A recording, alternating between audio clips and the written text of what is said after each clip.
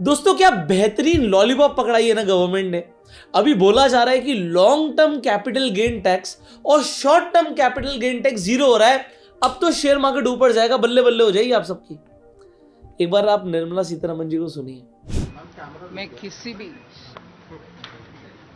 on this issue and on any other issue, we are always ready to hear, listen to people.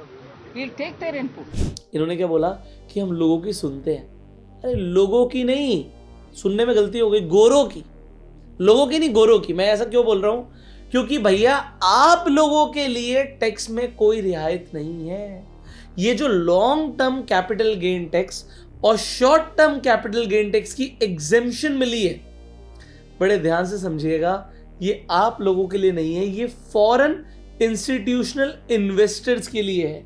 और वो भी equity market में नहीं, stock market में नहीं। अगर स्टॉक मार्केट में होता तो अभी आपको निफ्टी भागती हुई दिखती। इन्होंने स्पेसिफिकली G-Secs मतलब गवर्नमेंट सिक्योरिटीज, गवर्नमेंट बॉन्ड्स के अंदर इन्होंने LTCG और STCG जो एग्जेम्पशन दी है, ये बॉन्ड्स में दी है FIIs को। अब मेरी बात को समझिए ध्यान से। एक होती है आपकी इक्विटी मार्केट, जिसे आप शेयर मार्केट बोलते हैं, ठीक है। शेयर मार्केट में डेफिनेटली एक बड़ा उछाल आता अगर सरकार FIIs को जाने से रोकती, क्योंकि FIIs लगातार सेलिंग करते जा रहे हैं हमारे स्टॉक मार्केट में। तो सरकार को अभी इससे कोई मतलब नहीं। सरकार क्या कह रही है यार, FIIs ना बॉन्ड्स नहीं खरीद रहे हैं। बॉन्ड्स का मतलब सरकार को पैसा चाहिए होता है, और वो पैसा उठाने के लिए सरकार क्या कहती है, हमारे बॉन्ड्स खरीद लो, हम आपको इस पे इंटरेस्ट पे करेंगे। और कौन खरीद लो? FIIs को बोल रही है कि खरीद लो। अच्छा आप खरीद रहे हो, आपको कोई रियायत नहीं है। FIIs इंडिया में इन्वेस्टमेंट ही नहीं कर रहे थे, तो इन्होंने क्या बोला, लो जी हम टैक्स हटा रहे हैं। और अभी जून से नहीं, हम तो सीधा 1 अप्रैल जो चला गया है, इस साल भी अगर आपका कोई भी टैक्स बन रहा है, मत देना। आप पैसा मत निकालना प्लीज, क्योंकि आप पैसा निकालोगे मतलब क्या, पैसा तो हमें देना पड़ेगा। हमने तो खर्च कर दिया। कहां खर्च हुआ, कौन सा विकास हुआ देश का, वो तो आप लोग बताइएगा। बट बॉन्ड्स के लिए, मतलब बॉन्ड्स में जो सरकार पैसा उठाती है, उसे लिटरली देश पे खर्च करना होता है। अब वो कहां खर्च हो रहा है वो तो मुझे पता नहीं, बट सरकार इस वक्त बिल्कुल डरी पड़ी है कि FIIs सेलिंग कर रहे हैं, ना सिर्फ स्टॉक मार्केट में, बॉन्ड मार्केट में, तो इन्हें जाने से रोका जाए।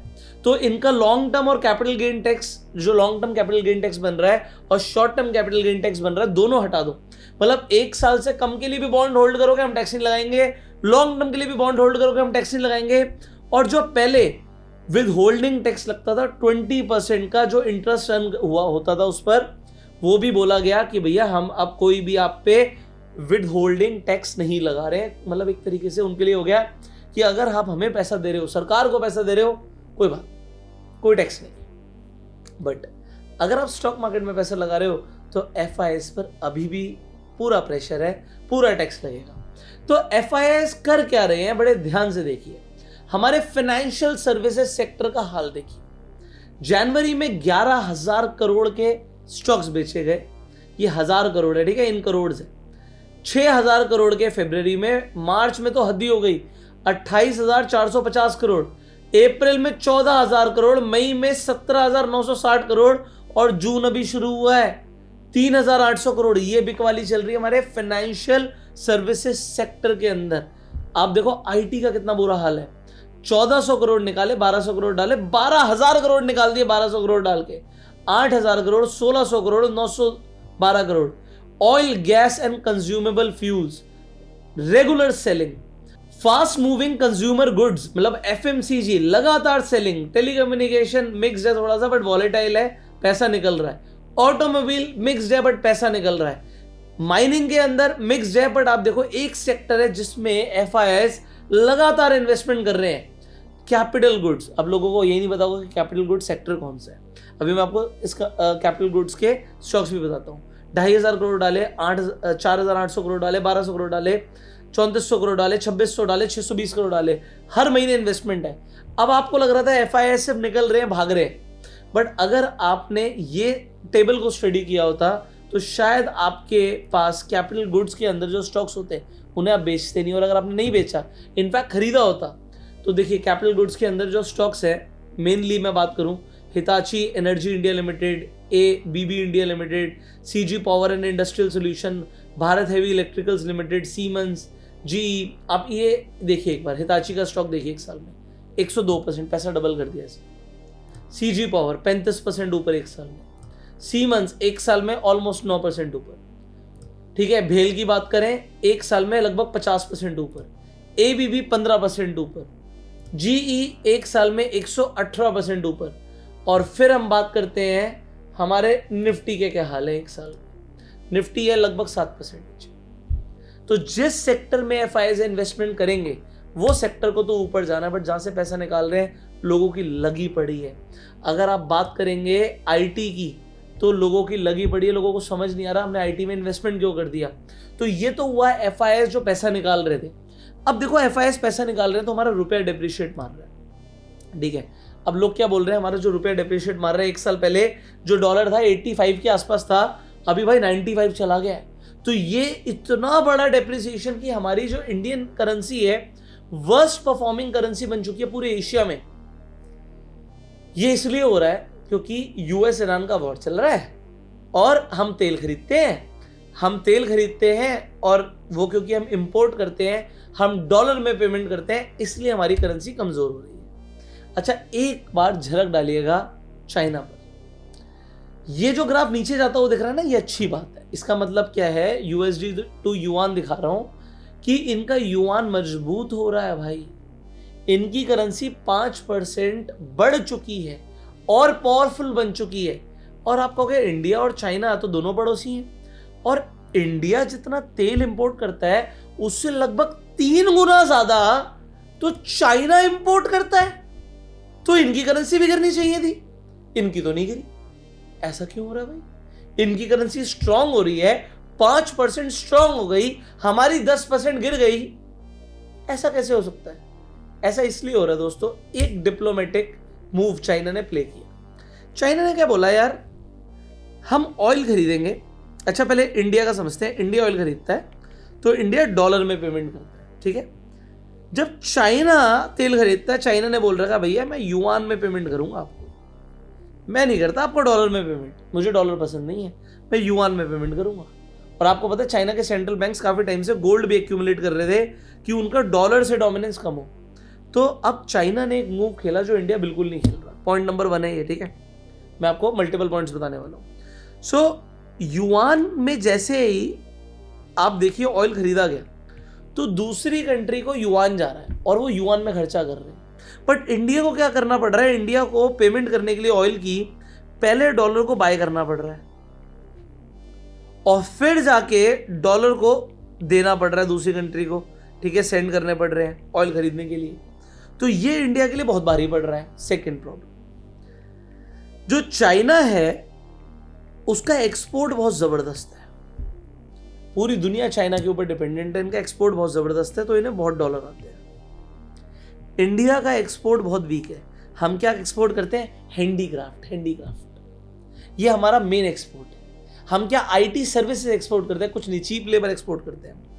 IT के अंदर हम कोई AI के अंदर आगे नहीं है, इसीलिए हमारा IT सेक्टर घुस रहा है और US का भाग रहा है क्योंकि वो AI के अंदर काम कर रहे हैं।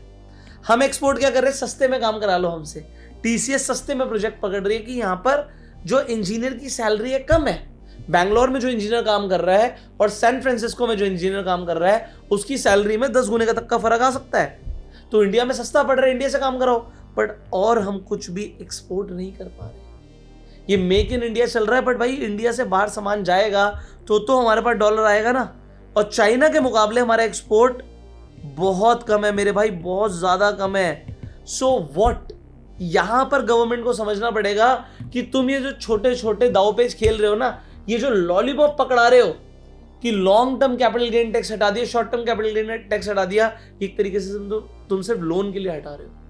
अल्टीमेटली अगर करेंसी को मजबूत करना है, इकोनॉमी को स्ट्रांग करना है तो इंडिया को एक्सपोर्ट करना पड़ेगा। और एक चीज बताता हूं, इंडिया का जो बिल है सिर्फ ऑयल की वजह से नहीं है कि उन्हें डॉलर में पे करना पड़ रहा है, हम गोल्ड भी तो इंपोर्ट करते हैं।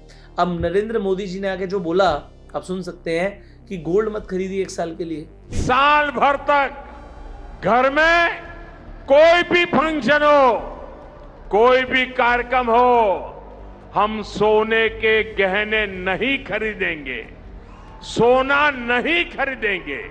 आप देखो, इन्होंने तो बोला ही बोला, म्यूचुअल फंड हाउसेस ने वॉट लगा दी है लोगों की। आपको एक तो करेंसी आपकी डिप्रिशिएट मार रही है दोस्तों, करेंसी डिप्रिशिएट मार रही है। उस चक्कर में एक आम आदमी सोचता है कि यार मैं हेज करूं, महंगाई बढ़ रही है, मेरी करेंसी मेरे को नुकसान दे रही है, तो मैं अपनी कैसे भी करके अपनी पोजीशन को स्ट्रांग करूं, इन्वेस्टमेंट करूं। तो इंडियन मार्केट की तो हालत खराब है। अगर आप निफ्टी में इन्वेस्टमेंट करने की सोच रहे हो तो आपको रिटर्न मिल नहीं रहे, तो लोग सोचते हैं कि हम गोल्ड में इन्वेस्टमेंट कर लें। अब इन्होंने गोल्ड पे लिमिट लगा दी है। क्या लिमिट है, ध्यान से समझिएगा। अगर आज आप देखेंगे इंडिया के 3 लार्ज फंड हाउसेज ने, HDFC ने, ICICI ने और निपॉन ने मिलकर फैसला लिया है, और ये डिसीजन जो है 5 तारीख से 8 तारीख के बीच में इफेक्ट में भी आ चुका है, कि अगर आप गोल्ड के ETF या गोल्ड के म्यूचुअल फंड खरीदने वाले हैं, कि आप एक महीने में 10 लाख से ज्यादा का गोल्ड नहीं खरीद सकते। आपको पर पैन कार्ड पर लिमिट लगा दी है कि आप सोचते हो यार मैं गोल्ड से ही हेज कर लेता हूं, मेरे को इतना नुकसान हो रहा है, आप गोल्ड नहीं खरीद सकते अब, क्योंकि 10 लाख रुपए की लिमिट है पर पैन कार्ड। और जो बड़ी डायरेक्टली इन्वेस्टमेंट्स हो रही थी ETF में, भाई आप यहां पर ध्यान से पढ़िएगा, all the 3 fund houses said the large investors buying gold ETFs directly from the fund houses with minimum value of 25 crore will not be allowed to do so। मतलब कोई आदमी अगर 25 करोड़ की बड़ी इन्वेस्टमेंट कर रहा है तो वो भी नहीं कर सकता। और एक महीने में एक आम आदमी, मतलब आप फंड ऑफ फंड मतलब म्यूचुअल फंड में इन्वेस्टमेंट कर रहे हो तो 10 लाख से ऊपर नहीं खरीद सकते। अब आपको लग रहा होगा चलो ठीक है भाई 10 लाख तक तो खरीद सकते हैं, नहीं भाई, एक और लिमिट है। आपको लग रहा है आपकी म्यूचुअल फंड में SIP जा रही है गोल्ड में, आप एक दिन में किसी भी हाल में आपको लगा गोल्ड गिर गया, खरीद लेते हैं, एक पैन कार्ड पे आप 50,000 से ऊपर का गोल्ड नहीं खरीद सकते पर डे। 50,000 की अपर लिमिट लगा दी है SIP के ऊपर। 25 करोड़ की लिमिट तो छोड़ दो, 50 करोड़ मतलब 25 ये तो बड़ी बात हो गई। 50,000, एक आम आदमी 50,000 का तो गोल्ड खरीदेगा। 50,000 में 10 ग्राम छोड़ो, आप देखो आज 10 ग्राम की कीमत 1,60,000 के आसपास है। मतलब 50,000 में 3-4 ग्राम गोल्ड लाएगा, और 3-4 ग्राम गोल्ड भी आप पर डे नहीं खरीद सकते। इसकी लिमिट लगा दी है। मतलब ये क्यों किया जा रहा है? लोग कह रहे हैं इसलिए किया जा रहा है कि भाई ये फंड हाउसेस जो हैं इन्हें गोल्ड रिजर्व में रखना होता है, तो ये एडिक्वेट रख नहीं पा रहे। अभी तक तो रख पा रहे थे। ये जब से नरेंद्र मोदी जी ने बोला है कि भाई गोल्ड मत खरीदो, और गवर्नमेंट ने जो ड्यूटी इंक्रीज करी है, इंपोर्ट ड्यूटी गोल्ड के ऊपर, सिल्वर के ऊपर 6% से 15% कर दी, तो सरकार चाहती है किसी भी हाल में आपको रोका जाए गोल्ड खरीदने से, और देश की इकोनॉमी खत्म हो रही है। अब ऐसे में एक आम आदमी करे तो करे क्या? देखो एक चीज मेरे को समझ आ रही है, अगर आपको बोला जा रहा है ना कि मत खरीदो, तो इसका मतलब है कि आपको खरीदना पड़ेगा।